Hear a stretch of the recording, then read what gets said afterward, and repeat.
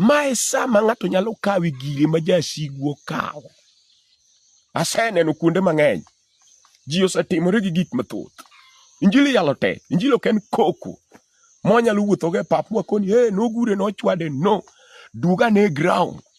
Be in jaloch. I use stable in the word of God. Adwana wuok kodi jawinjo na mos, mondo winja. Lweny mane, fwenyruok mane ma in go ma lweny oneno. Ma lwenj jodala wuochier. Otugore. Wan gi dala ma kikela kela gari ne to wi bari magari no kichaki riembi. Ma wiye lokore ne. Waseneno. Nikech jodala no ok oneno gari. Idonjo go nade. Hallelujah. Luongo dok ne Yesu ja Nazareth.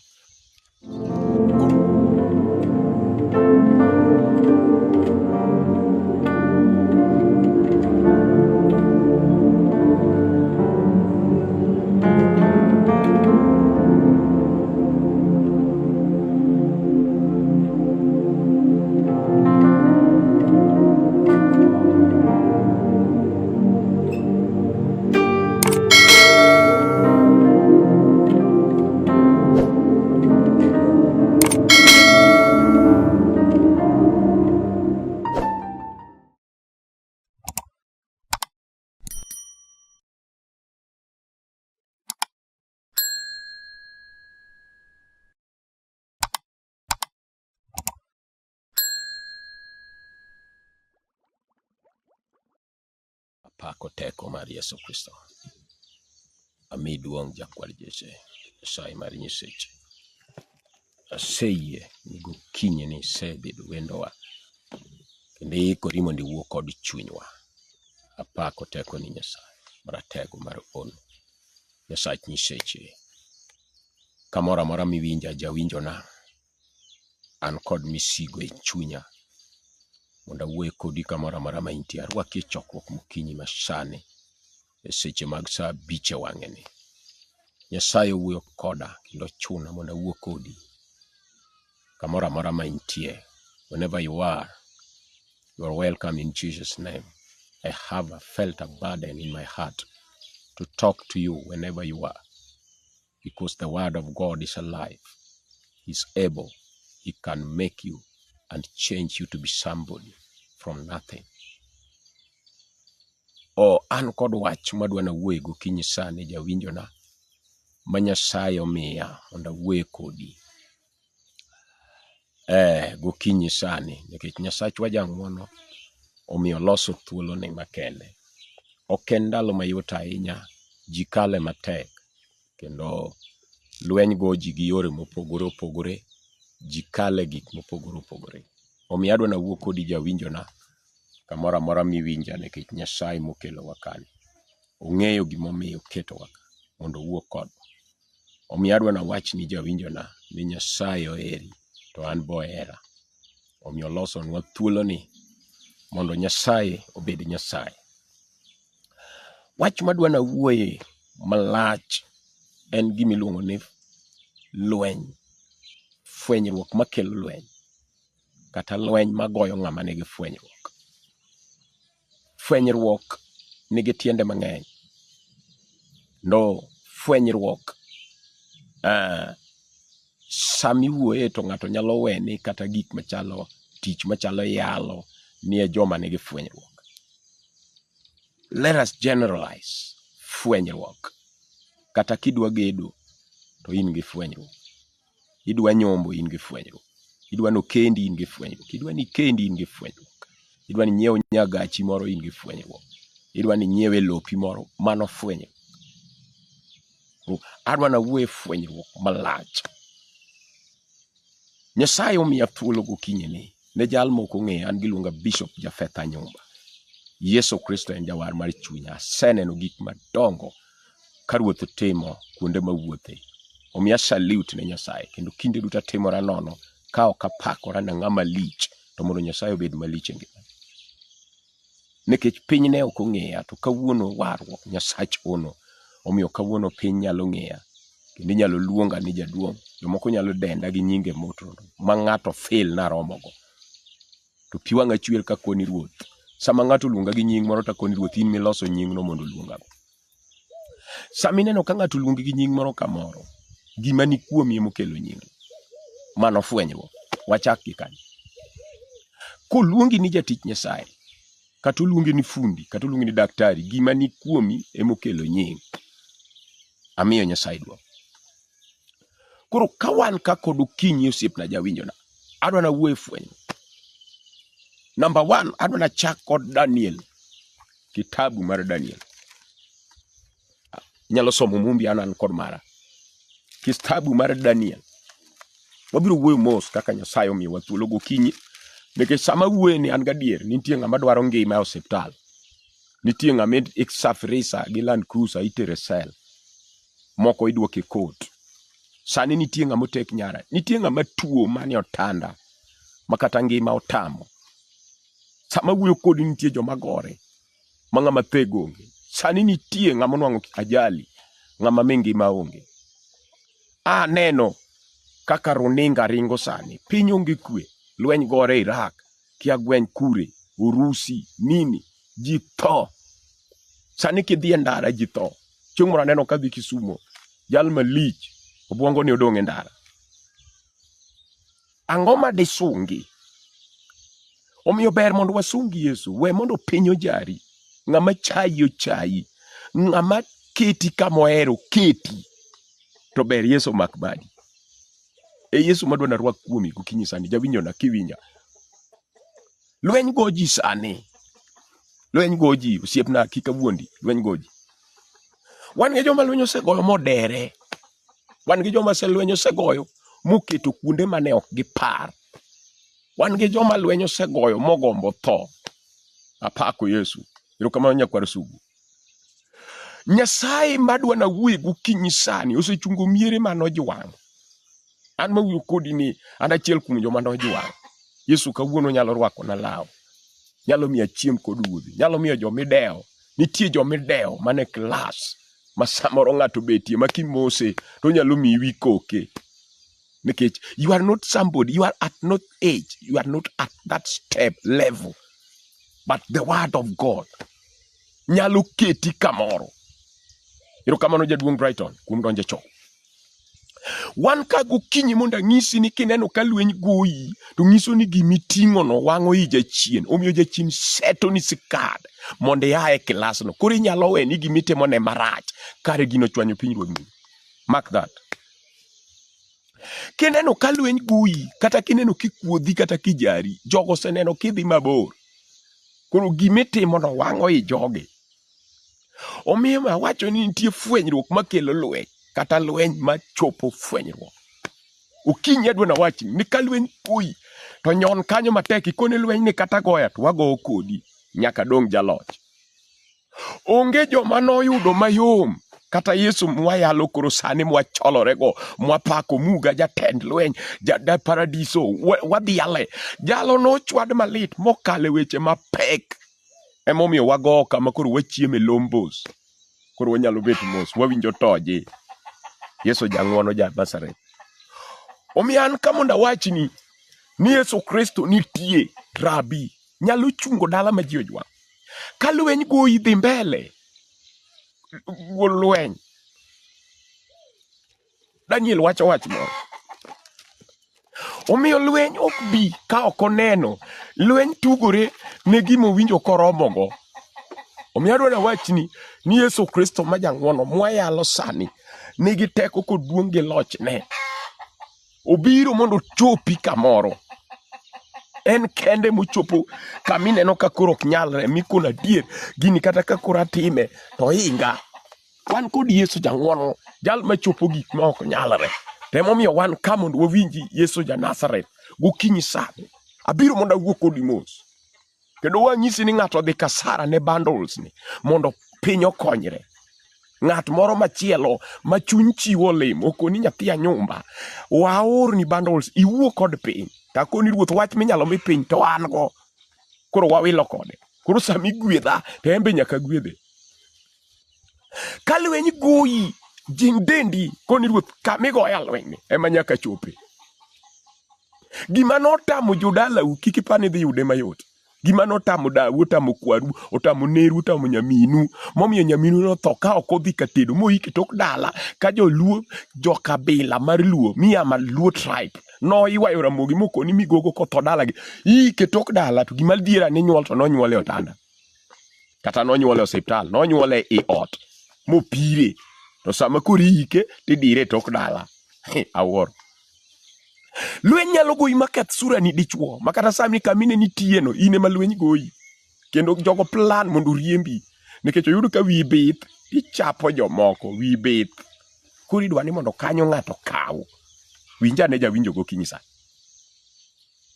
tapako Yesu jang'wono madwano rwak dichuo moro kata dhako moro gi chir sani mikoni dala ma ji dwana hae ni emoka kama ok kendi ni ema kende kama ok nyuolie ni ema nyuole kama ji tuore pile ni ema ruoth ichanga kama ji odhiere ni ema ruoth igwedha adwani rid wiyi wach manowari gono nokomi wach mar tugo wawuogi jawinyona owari kata kowari an wawuo kodi popote ulipo utanisikiza. Mae sama ng'ato nyalo kawi gire ma jasiguo kawo. Aseneno kuonde mang'eny ji osetimore gi gik mathoth.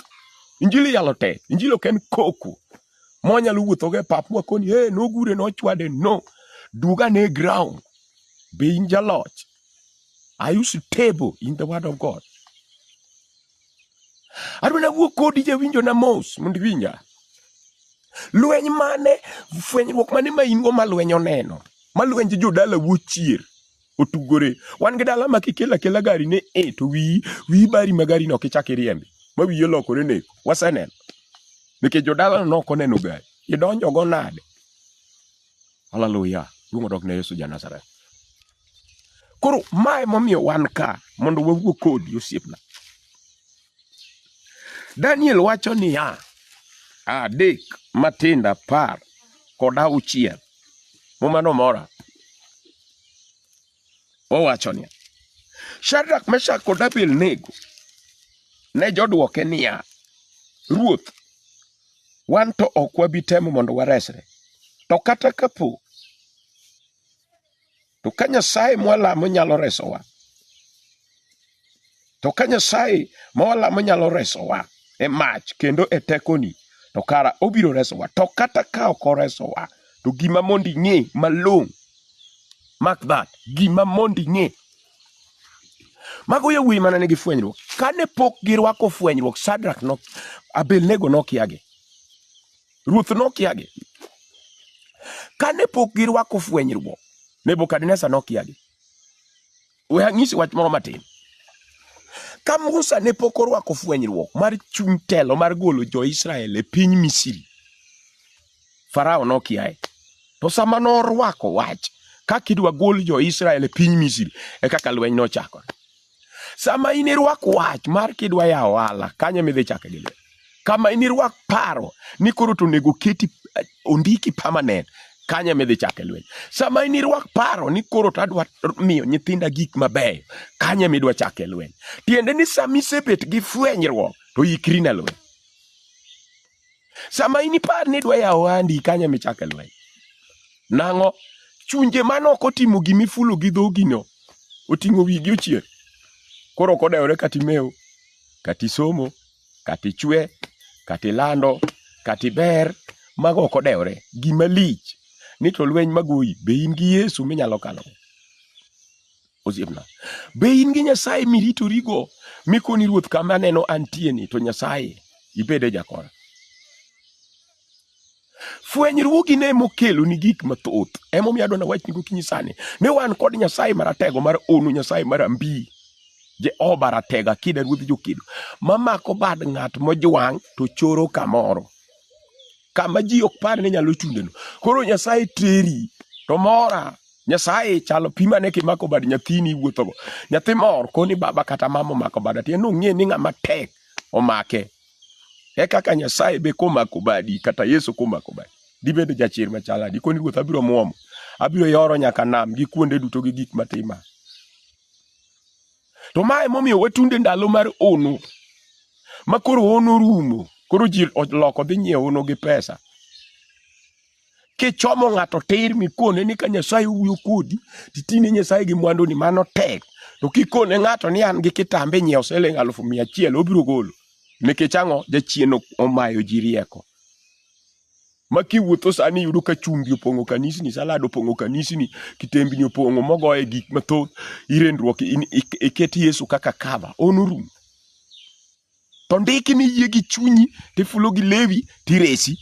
Ok iyie kumo tamba kata chumbi. Mano muma ka. Ane mawacho. Kech muma wacho. Koro chero ne gibed go tikoni ruoth miya fwenyruok mamonda dhi. Kendo wang'isi, tim gima in. We timo gima an. Ng'ato ka ng'ato mondo tim gima in. If you are gifted in preaching, preach. If you are gifted in teaching, teach. Do what you are. Gimora mora ma ine mamondo itim. Nikech piny orumo. Ji gawre gik moingo gi. Emomiyo lweny thoth kendo jachien oyawo lweny. Nang'o? Nikech atia michna. Tim gima in. Sami piem koda, an michna dhi tera mabor. To bendo se tera mabor nikech ndalo mana chake yalo nyaka kawuono. Obor. Aneno ka ji wuotho gi gik madongo. Ka ne pinya wase nyang'oma. Wuotho waro chunya. Kiyalo Yesu ilero jela. Ng'ama nigi misigo. Akoni ruothi ni rom koda. Tarado gi Yesu mar ng'wono Nyasaye maratego 86. To koka wania to micho lima 87 achako yalo kanisa ni nyang'oma nyaka sani mar free Pentecostal. Mana wacho open. It is a practical and authentic. Ang'isi ni ka in kod fwenyruok to ikri ne lweny. To lweny no ema miyo nyaka ng'amokia ing'eyi. Ka lweny poko go ionge kamidhi ng'eye. Idhi ng'eyi nade? Nikech lwenye malando ji, lwenye manomiyo Farao nong'e Musa. Kech Musa orido wiye mokoni bas, koro pi dwa ng'eya. Koro yawo lweny gi pi. Head on. Pi koro rita kanya ne. Adwa ng'isi ni gima ting'o loyi. Rita ne kanyo ka okine miweyo. Pi koneno kaka ng'ano biro ka wang'e kwar gomuga moting'o. Pi okoni wuod ma kata nye jakwath mar Jethron midung' chieth dhiang'. Kawuono kin jakwath in jatelo. Agoni salute. Kadh kod jok miting'o bang'a. Tiene lweny mineno no kichome tir. Lweny biro koni ay kiwango mang'ani bire ni. Okarite. Katobedi tugo. Oweni nafas. Katobedi lor. Oweni nafas. Katobedi sigu. Oweni nafas. Okinyisa na wachoni ne ha. Kirwako wiche teko. To wiche teko no. Biro miyo wasigu go ni salute. Yesu to jang'wono go kingsani. Jothurwa. Amor kod injili mayalo. Mae wach madwana wuoyo kod mos. Daniel wacho niya. Emoma. Shadrach, Meshach ka Abednego tiene niya. Ok ne gichako wuoth kapok giwinjore. In midwana wuoth kodi to pok ang'eyi.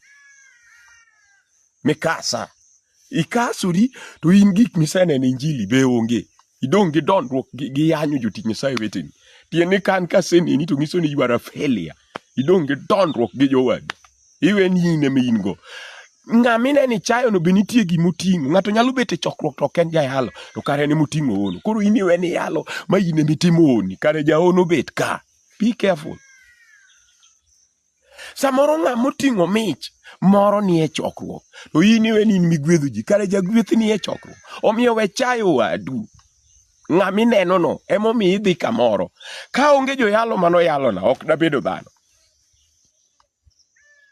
Amen. Omiyo nitie Nyasaye gi gik madongo manyalo timenen. Imbe in go, kama wuoyo kodi ni sani. Ang'eyo ni in go. Omiyo apako Yesu ratego. Osana ruodh ber. Okinyi sani. Kata ibed ni in e kitanda, abiro lamo kodi. Nyasaye mar onono. Kata in kama nade, ruoth ma jatim ne je ng'wono. Kata bed ni piny odong' kodi migombo madho sum mondo itho. Adona wach ni Nyasach nyiseche nitie. Kata bed ni dino sejwang'i. Manyaka jolemo koro lokore neni ka wasigu. Nyaka joma ni yalo negi.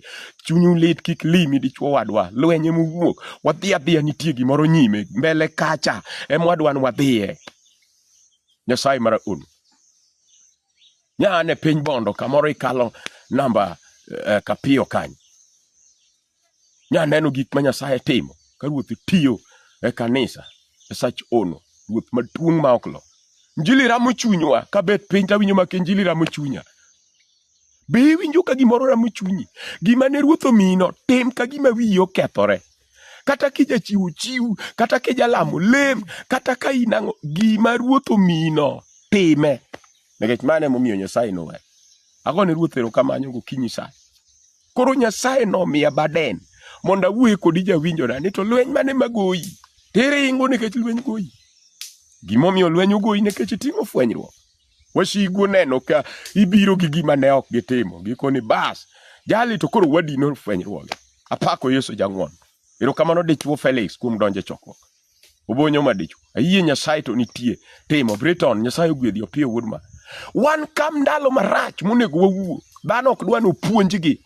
Ji ok dwa nopuonjre. Sani chemba onge. Wadong' ni ka wadwa timo gimoro to mane milunyego. Ng'ane tindo rumo. Ng'ane tindo rumo. In dongi rumo. Imbi lendo ka ng'amo rumo. Nyiso ni imbi rumo. Imbi rumo. Erokamano dichuo ka in e piny Siaya. Ng'amo rumo ema gombo rumo wadgi. Chia kanyo wan gi Josi Nyasaye mosiepega. Ang'eyo Anton madichuo ni kanyo. Yawuoyi ni kanyo. Sak madichuo Reverend Sak ni kanyo. Yawuoyi ni e piny Siaya kanyo. Mago thuondi ma Ruoth nowalo kanyo. Mana kaka wan. Sani an e piny Kanoa ka. Wuoyo kodi ni ka lweny goyi to nitie gimomiyo lweny goyi. In gi fwenyruok. Don't regret. Nikech Nyasachi ong'eyi gi gik mitimo. Okinyi sani abiro mondo alam kodi. Nyasaye mar ono. Mondo Nyasaye otimnie gimoro. Ji osewuoyo kuomi machal nade? Ji osewuoyo kuomi machal nade? Ji adi misemako badgi. Wan gi joma osemak badgi to ka koro italo to oneno nokuombo ka gima nonyuolore kende. Onge nyathi manyuolore kende ka ok min gi onyuole. Imbe nitie ma joma nomako badi. Yie ni ng'ane to nomako badi. Ni kiwacho ni to koro mano ng'ane koro idhialo ng'ata ahinya. Onge ng'ama onyuolore kende. Ino kionori aona tibedo jatich Nyasaye kata ibedo japesa. Nomak badi midhi dwaro mana tich. Mane donge od ng'ato. Mininde od ng'ato mosandi. E kaka wuono. In jatelo nyariembi gi gari. Nyaki bow down. To moloyo pare Nyasaye manochweyi. Piny orumo. Omiyo nyaka wang'e ni to Nyasaye ma wawuoyo kome. Chal nade? Ng'iyane gik matimore kata in king'iyo sani. Sani remo chwer kila mahali. Nyaneno ka Kenya sani okuyo. Wawito mbunge malich. Nyo wang'e ndege. Wang' gi pesa. Ito samori dhier makata to biro makati dhier katimeo. Piny orumo. Wakaw Nyasaye. Omiyo adwa lam kodi Nyasaye kama intieno. Nyasaye malich matimo gik ma dhano ok nyal. Ang'eyo Jehova Nyasach wano. Biro riti. Kata ji osejwang'i obiro riti. Hallelujah. Wan ka mondo wayi Nyasaye. Erokamano Nyasach ng'wono. Nado na wach ni koromo sa pare wang'e. An gi lesson mar family life kod gweth. Nyasaye nyaka miwa teko. Kendo nyaka wayie ni Ruoth to jang'won. Erokamano ne Ruodhwa. Kendo ka in alwora mar Olare, abiro kanyo tich ang'wen. Nyasaye ramo chunya mondo awuogi piny. An gi chokruok maduong' kanyo. Piny kochia. Adona lam Nyasaye. Ka nitie wach machando chunyi, tudri koda abiro konyi lamo Nyasaye. Mondo Nyasaye ma jang'wono oriti kendo gwedhi kendo ting'i malo. Ere wach ma in go gokinyi sani? Isetemo adier. Wan gi ng'ama sani onindo osiptal ma kako ting' wiye onge. Nikech lweny orome, tuo orome, chandruok orome. Wan gi ng'ama dwaro ngima. Piny orumo. Nyasaye kende mantie mondo wuo kodi. Momiyo awuoyo moja kwa moja mondo iwinja. Mondo Nyasach nyiseche otimnwa ang'wono. Adwana lam Nyasaye maduong'. Wuoro malere nying Yesu Kristo. Aketo piny mangima e lweti. Jawinjo mawinja Nyasaye. Gima ng'ato dwaro nyimi ng'eyo. Timnegi ang'wono Nyasaye. Ruoth, ine miromo Nyasaye mar nyiseche. Gwedhe nyaka jotichni moramo matek mondo chung'e tok wachni kiyal. Mondo piny duto winj wachni mok ne ng'ata achiel. Nyasaye gwedho lwedogo. Gwedh ng'ato ka ng'ato kamoro amora ma entie Ruoth. Matuo aore osiptal sani. Nyasaye timnegi e ono. Nyasaye nyaka ng'ami lao kod wasigu mokia chunje mag majin, sickle cell machamo remo, atweyo teko gi sani. Ruoth timie maber. To kiparo ji an be para kod family na. Imiya kwe ma piny duto dwaro.